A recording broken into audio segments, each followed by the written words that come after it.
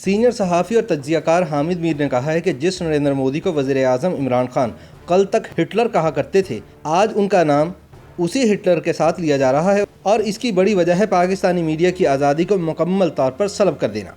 वो कहते हैं कि भारत के मोदी की तरह पाकिस्तान के इमरान खान को भी मीडिया दुश्मनी का आलमी सर्टिफिकेट दिलवाने के लिए कुछ लोगों ने बड़ी मेहनत की है और यही वो मेहनती लोग हैं जो असल में पाकिस्तान के खिलाफ साजिश कर रहे हैं। अपनी एक ताज़ा तहरीर में हामिद मीर विफाकी वज़ीर इत्तलात फवाद चौधरी के हवाले से माजी की यादें शेयर करते हुए बताते हैं कि फवाद बड़े कमाल के आदमी हैं। मैं उन्हें उस वक्त से जानता हूं जब वो तालिब इल्म थे। उनके अंकल चौधरी अल्ताफ़ हुसैन पंजाब के गवर्नर थे। हामिद मीर के मुताबिक जेहलम के बासी चौधरी अल्ताफ़ हुसैन गवर्नर बनने से कबल कौमी असम्बली के रुकन रह चुके थे और मेरी उनसे काफ़ी ज़ाती न्याज़मंदी थी। लाहौर के गवर्नर हाउस के अलावा पंजाब हाउस इस्लामाबाद में भी उनके साथ हमारी महफिलें जमती थी और कभी कभी हमारी फवाद से भी दुआ सलाम हो जाती थी। एक रोज़ गवर्नर अल्ताफ़ हुसैन ने मुझे कहा कि फवाद आपका भतीजा है, आप इसकी रहनुमाई किया करें। उनका कहना था कि फवाद को सियासत का ठरक है, लेकिन फ़िलहाल इसे तालीम मुकम्मल करनी चाहिए क्योंकि सियासत तो बाद में होती रहेगी।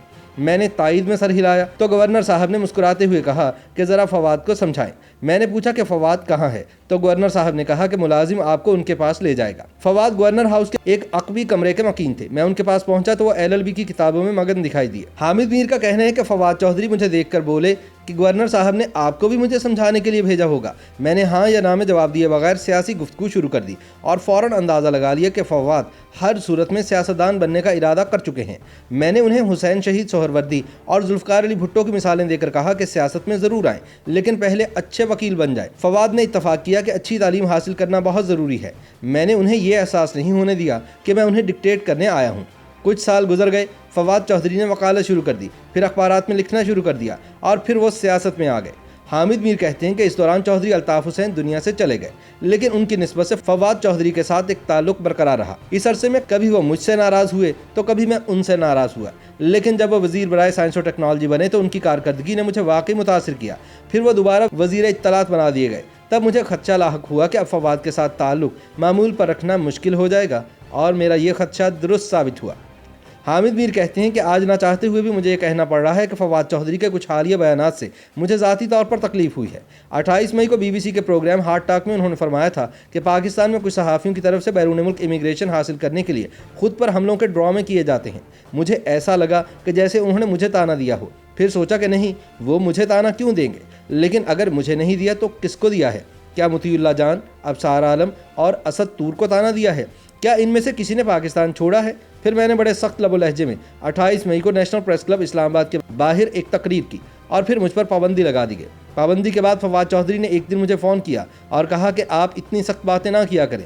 मैंने कहा कि आप भी गुस्सा दिलाने वाली बातें ना किया करें। थोड़े दिन बाद उन्होंने कौमी असम्बली में एक तकरीर कर दी और कहा कि कुछ लोग गैर मुल्की अखबारात में पाकिस्तान के बारे में लिखते हैं कि यहाँ बहुत सेंसरशिप है और ये सब एक बैरूनी एजेंडा है। हामिद मीर कहते हैं कि मैंने फवाद से कहा कि जनाब अगर मुझ पर पाबंदी है तो मैं कैसे कह दूं कि मुझ पर पाबंदी नहीं है? तो फवाद ने जवाब दिया कि उनका इशारा मेरी तरफ नहीं बल्कि आयशा सिद्दीक़ा की तरफ था।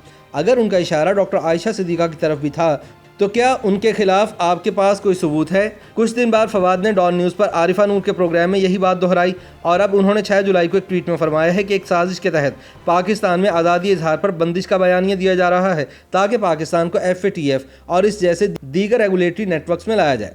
हामिद मीर के मुताबिक फवाद चौधरी के इस ट्वीट पर मुझे बहुत से सहाफ़ी दोस्तों ने पूछा कि क्या आप पर पाबंदी खत्म हो गई है? मैंने कहा नहीं तो। फिर उन्होंने मुझे फवाद चौधरी के ट्वीट के स्क्रीनशॉट भेजे। मैं ये ट्वीट पढ़कर हंस दिया। फवाद को अच्छी तरह पता है कि पाकिस्तान में मीडिया आज़ाद नहीं है और पिछले 3 बरसों को अक्सर सहाफ़ी परवेज़ मुशर्रफ के 9 बरसों से ज़्यादा बुरा कहते हैं, लेकिन वो सेंसरशिप से इनकार कर रहे हैं। ये उनकी सियासी मजबूरी है या मनसब का तकाजा, लेकिन उनके ट्वीट से पता चल गया कि कहीं ना कहीं पाकिस्तान में मीडिया पर लगने वाली पाबंदियों पर तहफ़्फ़ुज़ात का इजहार ज़रूर किया जा रहा है। मैं बार बार अपनी मिसाल पेश नहीं करना चाहता। पूरा पाकिस्तान नहीं बल्कि पूरी दुनिया जानती है कि मुझ पर किसने और क्यों पाबंदी लगवाई है। लेकिन फवाद चौधरी ये बताएं कि समा TV के एंकर नदीम मलिक को FIA ने किसके कहने पर नोटिस जारी किया? जवाब में नदीम मलिक ने अपने लाइव शो में कहा कि मैं FIA के सामने पेश नहीं हूँगा, जिसने मुझे गिरफ्तार करना है कर ले। हामिद मीर का कहना है कि नदीम मलिक 30 साल से सहाफ़त कर रहे हैं, वो एक काबिल एहतराम सहाफ़ी हैं। क्या FIA वाले जाकर खुद इनसे मदद तलब नहीं कर सकते थे? नोटिस का मतलब सिर्फ डराना धमकाना था। ये सिलसिला डॉक्टर शाहिद मसूद की गिरफ्तारी से शुरू हुआ था, फिर मुतीउल्लाह जान को अगवा किया गया, फिर अबसार आलम पर कातिलाना हमला हुआ और फिर असद तूर को घर में घुसकर मारा गया। अगर ये सब कोई साजिश थी तो आप साजिश करने वालों को बेनकाब क्यों नहीं करते?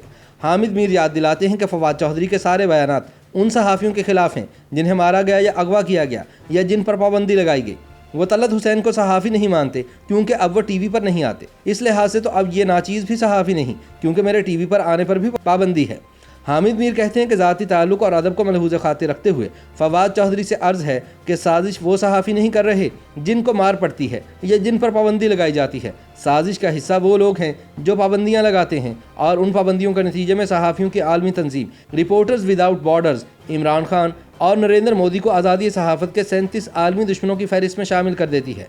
अब अगर आप RSF को एक जाली तंजीम कहेंगे तो ये चांद पर थूकने के मुतरादिफ है। हर साल यही तंजीम वर्ल्ड प्रेस फ्रीडम इंडेक्स जारी करती है, और जिसमें पाकिस्तान पिछले 3 साल में 6 दर्जे नीचे गिर चुका है।